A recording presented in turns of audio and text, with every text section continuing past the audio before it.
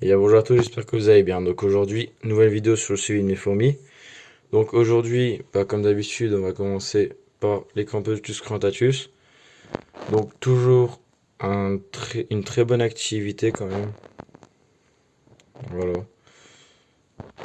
On va passer par Tini maintenant. Cette fois-ci, je vais essayer de mieux faire les choses. Voilà. Bon, la dernière fois, forcément, j'ai été un petit peu vite, mais sinon on voyait bien, mais je vais essayer de vous faire des images comme ça maintenant. Avec le flash, comme ça va aller beaucoup mieux. Ouais, toutes les petites larves. J'ai vu, il y avait 4 cocons. Du coup, 3 cette semaine, en une semaine. Tous les cocons là, ça va pas tarder, hein. Clairement, voilà, encore de très très beaux majors. Encore un peu de couvain ici.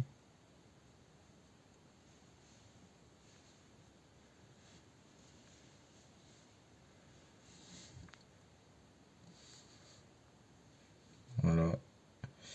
Toujours pas de reprise de ponte, mais vu le couvain qu'il y a, j'imagine il faut qu'elle reprenne un petit peu, même s'il y a eu la diapose avant. Voilà, elle a fait du très très bon taf quand même, juste avant la diapose. Les Crématogaster scutellaris. Donc, dans l'air de chasse, toujours un peu d'activité, hein. Elle cherche que à manger. Partie tube, enfin partie nid, on va dire. Énormément de couvains. C'est pareil, quand tout ça, ça sera des ouvrières, ça va être ouf. Je pourrais enfin les déménager dans un autre nid. Pour le moment, là, il y a qu'une trentaine d'ouvrières, je dirais. Voilà, il y a plein d'œufs. Il y a quand même pas mal de nymphes. Les grosses larves là, ça va pas tarder à être des nymphes. Et puis les œufs, ça tarde encore un petit peu jusqu'à devenir des larves. Les Formica rufibarbis, toujours un petit peu d'activité. Enfin, pas toujours, mais là, il y a quand même un peu d'activité. Parce que je leur ai donné. Tous les jours, je remets de l'eau, donc voilà. Partini maintenant. Alors,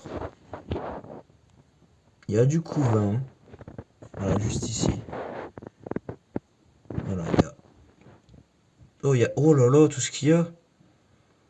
J'avais même pas vu. Encore une grappe là, une grappe là. Deux grosses là. Encore une là. Ouais, la gine, elle a quand même bien pondu, hein. Donc ça, je suis très très content. Donc voilà pour cette espèce. Les Copotus barbaricus. Alors, il y a eu un tout petit peu de développement du couvain. La gine est en légère physiogastrie, mais en physiogastrie quand même. Là, il y a encore un tout petit peu de couvain. Ah non, je sais. Ouais, tout est là du coup. Ça tarde encore un petit peu, mais c'est une espèce qui est très très lente. La gine, je l'ai eu chez Ant House. Elle avait 4 ouvrières. J'avais déjà fait une vidéo unboxing justement où je l'ai eu. Et depuis, la gine se porte super bien et il y a eu pas mal de naissances. Les Campotus Samius. Alors là, ça a voulu s'évader. Donc il faut que je remette encore de l'anti-évasion. Voilà, toujours très peu d'activité dans l'air de chasse parce qu'elles ont clairement pas faim. Et là, voilà la partie nid quoi, tube. Donc énormément de couvain comme d'habitude. La gine se porte bien. Encore des larves. Pas mal d'œufs là quand même. Désolé si je bouge beaucoup parce que je zoome pas mal. Sinon il y a encore des cocons. Quelques larves. Donc voilà pour cette espèce. Encore pas mal de larves là-bas finalement, au fond. Bon là ça bouge, hein. Voilà comment ça donne. C'est un tube de 18 mm, donc elles ont encore un peu de place, mais il faut que je les déménage. Une des Crématogaster scutellaris. Donc, il y a une nymphe. Voilà. Une nymphe, des larves, des œufs. Bah tiens, il y a des œufs collés à elle, tiens. Oula. Désolé, c'était mon flash qui a pu marcher. Donc, bah, on revient à la Crématogaster.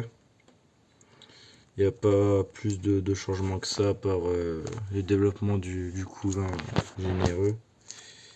Là, la Crématogaster sans couvain, là, ça devient un peu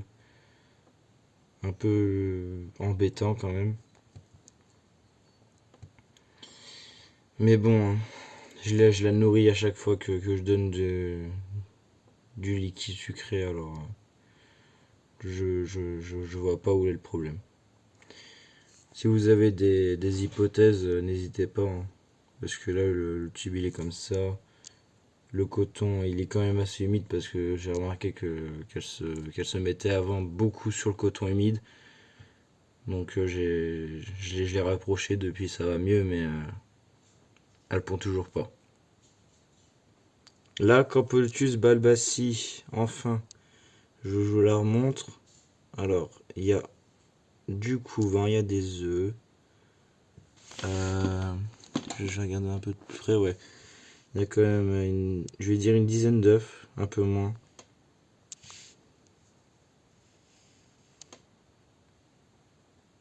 Voilà, vous voyez les œufs, enfin les œufs. Toujours à la larve, mais là je vais les nourrir donc parce que là je pense qu'elles ont mangé un tout petit bout du couvain, donc je vais éviter de les stresser trop. Du coup on revient sur les Campotus cordatus. Donc j'espère que cette vidéo vous aura plu, n'hésitez pas à liker, commenter et à partager cette vidéo. Puis moi je vous dis à la semaine prochaine jeudi pour une nouvelle vidéo. Allez tout le monde, ciao.